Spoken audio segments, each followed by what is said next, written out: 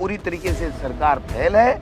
जिले खत्म कर रही है, संभाग खत्म कर रही है, बुजुर्गों को पेंशन नहीं दे रही है, स्कूलें बंद कर रही है, सड़कें टूटी हुई पड़ी हैं, कानून व्यवस्था है नहीं, आपस में इनकी अंतर्द्वंद है, जिससे ये चरमरा रही है। कहीं हमें तो डर लग रहा है 5 साल पहले गिर नहीं जाए ये सरकार। अभिभाषण कैबिनेट मंजूर करती है, सरकार जो झूठ बुलवाती है वो बोलना पड़ता है। इसके अलावा एक शब्द भी बोलने का महामहिम का कायदा नहीं होता है, ये परंपरा भी नहीं है, ये नियम भी नहीं है। फिर भी उन्होंने अपने अंदाज से जब भाषण दिया वो कोरी बातें थी, धरातल पे उसका किसी भी प्रकार का प्रभाव नहीं है, धरातल पे वो चीजें नहीं है। और उन्हीं के कैबिनेट मंत्री ने पूरी 12 महीने की इनकी पोल खोल के रख दी सरकार की कि बिशलपुर में अवैध बजरी निकाली जा रही है। इसका मतलब पूरी सरकार में भ्रष्टाचार व्याप्त है, कोई ठोस अपराधियों पे कार्रवाई नहीं हो रही है। बजरी माफिया, खनन माफिया सारे के सारे हावी हैं और इनमें आपस में भी सामंजस्य नहीं है। जब इस तरह की बात हो तो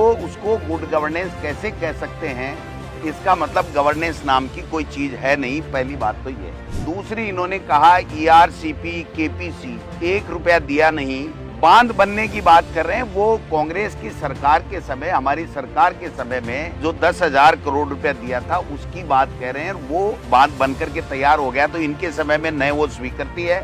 यमुना जल समझौता जिसकी ये बात कर रहे हैं, महामहिम के श्रीमुख से कहलवाया है, आज की तारीख तक DPR नहीं बनी है। 14 महीने हो गए इनको सरकार में बने हुए, एक ढेला दिया नहीं। और मुख्यमंत्री जी से 1-2 घड़ों में पानी इधर से उधर कलश व्यायाम करवा लिया। अब कलश व्यायाम से कोई जनता का भला होगा क्या, आप बताओ? माननीय महामहिम से इन्होंने नैतिक शिक्षा पे जोर है। माननीय दिलावर साहब से आप नैतिक शिक्षा की उम्मीद कर सकते हो? उनके रहते हुए नैतिक शब्द तो डिक्शनरी से गायब करना पड़ेगा और शिक्षा भी गायब करना पड़ेगा। अनर्गल बयानबाजी कितनी करा लो आप। बालिका शिक्षा की बात इन्होंने की है, बालिका की जितने भी स्कूलें थी उनको सबको बंद कर दिया, 450 स्कूलें बंद कर दी। जो बच्ची और बच्चे जो इंग्लिश मीडियम की स्कूलें पढ़ रहे थे उनको बंद करने जा रहे हैं। एक इन्होंने कहा कि 34 महाविद्यालय खोल दिया, हमने 334 खोल दिया। भाई साहब क्या कर दिया, क्या पहाड़ तोड़ दिया क्या आपने? 90 लाख पेंशनर को पेंशन दे, ये कानून हमने बनाया था, हमारी सरकार ने बनाया था कि प्रतिवर्ष इतना पैसा बढ़ेगा। वो पैसा बढ़ाया, 6 महीने से पेंशनरों को पेंशन नहीं दी। नई सड़क 730 किलोमीटर बना दी। एक विधानसभा में 730 बनाते थे हमारा, आपने पूरे राजस्थान में कहा कि हमने 730। फिर कहा कि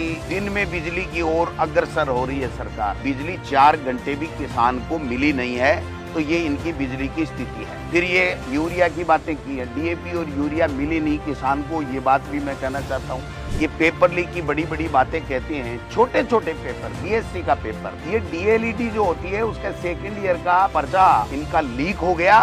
तो ये जब छोटी छोटी ग्रेजुएशन का, PG का यही नहीं करवा सकते तो फिर ये बड़ी बड़ी बातें करने से कोई फायदा नहीं है। ये भी कह रहे हैं हम मगरमच्छों को पकड़ेंगे, पेपर लीक वालों को पकड़ेंगे। और हमारे पायलट साहब भी काफी पहले दिन से इसके ऊपर आंदोलन भी किया और बात भी कह रहे हैं पेपर लीक वालों को, अपराधियों को पकड़ना चाहिए। और मैं प्रदेश अध्यक्ष ये कह रहा हूँ कि पेपर लीक में शामिल कोई भी मगरमच्छ हो, कोई भी बड़ा व्यक्ति हो, उसको पकड़ना चाहिए। लेकिन ये पकड़ना छोड़ो, RPSC को भंग करने की बात करने वाले RPSC में चेयरमैन नहीं बैठा सके, मेंबर नहीं बैठा सके। ये कह रहे हैं कि हमने भर्तियां 1,10,000 की बात की। कहाँ है 1,10,000 भर्तियां?